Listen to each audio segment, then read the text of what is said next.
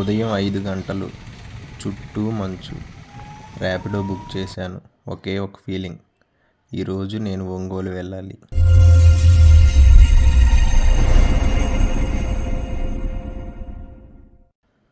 నమస్కారం ఫ్రెండ్స్, ఇది నా ఛానల్.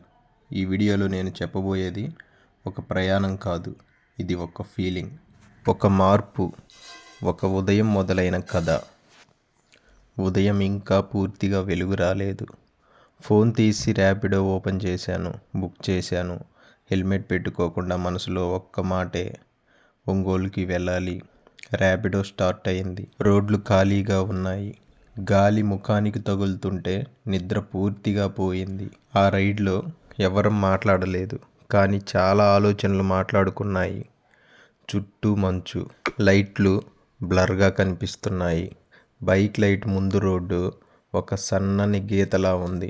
ఆ చల్లని గాలిలో ఒక ప్రశాంతత ఉంది. భయం లేదు, ఆతురత మాత్రమే ఉంది. వైజాగ్ స్టేషన్ దగ్గరికి వచ్చాం. స్టేషన్ బోర్డు కనిపించింది. అప్పుడే అనిపించింది, ఇప్పుడు ప్రయాణం మొదలైంది. టీ స్టాల్ దగ్గర ఒక చిన్న కప్పు టీ. ఆ ఆవిరిలో చలి కన్నా ఎక్కువగా ఆలోచనలు కరిగిపోయాయి. ప్లాట్ఫామ్ మీద కూర్చున్నాను. ట్రైన్ రావడానికి ఇంకా టైం ఉంది. మన జీవితంలో కూడా కొన్ని ట్రైన్లు ఆలస్యంగానే వస్తాయి, కానీ రావడం మాత్రం మానవు.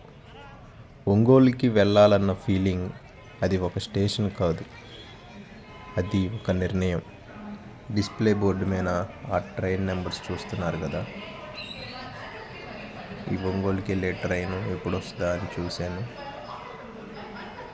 8వ నెంబర్ ప్లాట్ఫామ్ మీదకి వస్తుంది. ఇంకా 20 మినిట్స్ టైం ఉంది. సో ఆ వైజాగ్ ప్లాట్ఫామ్ మొత్తాన్ని ఒక విజిట్ చేశాను. ప్లాట్ఫామ్ అంతా కూడా చాలా బాగుంది. విశాఖపట్నం రైల్వే స్టేషన్ ఎక్సలెంట్గా కట్టారు. చూడండి, మీరు చూస్తున్న వ్యూ ఎంత బాగుందో. వెయిటింగ్ హాల్లో గంటకి 35 రూపీస్.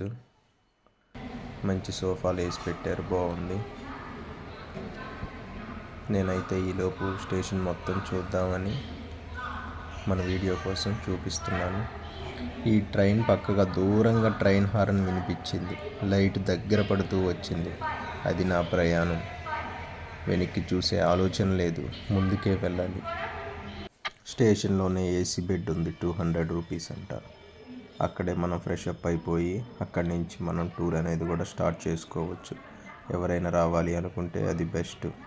డిస్ప్లే బోర్డు మీద మరలా చూశాను, టైం ఏదైనా చేంజ్ ఉందా, ఇంకా 20 మినిట్స్ అయినా అని. అయితే ఇంకా 15 మినిట్స్ టైం ఉంది. ఈలోపు 8వ నెంబర్ ప్లాట్ఫామ్ మీదకి వెళ్దామని నేను అక్కడి నుంచి 8వ నెంబర్ ప్లాట్ఫామ్ మీదకి స్టార్ట్ అయ్యాను.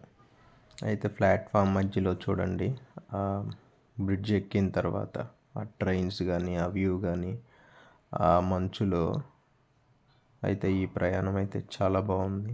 కొన్ని చోట్లకి వెళ్ళిన తర్వాత తిరిగి రావాలనిపించదు. వైజాగ్ అలాంటి ప్లేస్. సముద్ర శబ్దం, చల్లని గాలి, beach road nights.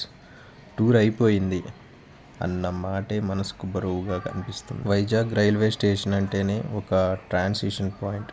Tourist mode నుంచి రియల్ లైఫ్ మోడ్కి తీసుకెళ్లే గేట్ అది. అనౌన్స్మెంట్ వాయిస్, ప్లాట్ఫామ్ మీద నిద్రపోతున్న ప్రయాణికులు. ఈ స్టేషన్లో ఒక సైలెన్స్ ఉంటుంది. అది అరుపు కాదు, అది ప్రశాంతత. ట్రైన్ వచ్చింది. నా seat AC coach upper berth. చాలామందికి అప్పర్ బెర్త్ అంటే ఇష్టం ఉండదు, కానీ నాకు మాత్రం అది ఒక ప్రైవేట్ వరల్డ్. టూర్ జ్ఞాపకాలు, ఇంటికి చేరే ఆలోచన. కొన్ని జర్నీలు గమ్యం కోసం కాదు, మనసు కోసం. ఈ ట్రైన్ జర్నీ నాకు ఒక విషయం నేర్పింది. ప్రదేశాలు మారుతాయి, కానీ ఫీలింగ్స్ మాత్రం మనతోనే ప్రయాణిస్తాయి అని. బ్లాంకెట్స్, పిల్లోలు ఇచ్చారు, పిల్లో కవర్లు. అవి నా బెర్త్ మీద పరుచుకొని నా బెడ్ నేను రెడీ చేసుకున్నాను. తెల్లవారుజామున ట్రైన్ కిటికీ బయట చూశాను. ఏమీ కనిపించలేదు. Fog, full fog. చెట్లు అద్దంలా కనిపించడం, లైట్లు బ్లర్గా మారడం. అది చలి కాదు, అది ఒక ఫీలింగ్. ప్రపంచం స్లో మోషన్లో నడుస్తుంది. అప్పర్ బెర్త్లో ఉన్నప్పుడు మనసు నిజం చెప్తుంది. ఈ అప్పర్ బెర్త్లో కూర్చున్నప్పుడు తలేమో పైన తగులుతుంది, కూర్చోడానికి లేదు. ఇంకా అలానే మీరు ఇది చూసారా, బాటిల్స్ ఎలా పెట్టుకోవచ్చు అనేది నేను ఇప్పుడే నాకు తెలిసింది. అంతకుముందు నాకు తెలియదు. ట్రైన్ అయితే ఒంగోలుకి దగ్గరగా వచ్చేసింది. స్టేషన్ బోర్డు కనిపించింది ఒంగోలు. మీరు కూడా ఇలాంటి ట్రైన్ జర్నీ ఫీల్ చేసి ఉంటే కామెంట్ చేయండి. వీడియో నచ్చితే లైక్, షేర్ చేయండి, సబ్స్క్రైబ్ చేయండి. Thanks for watching.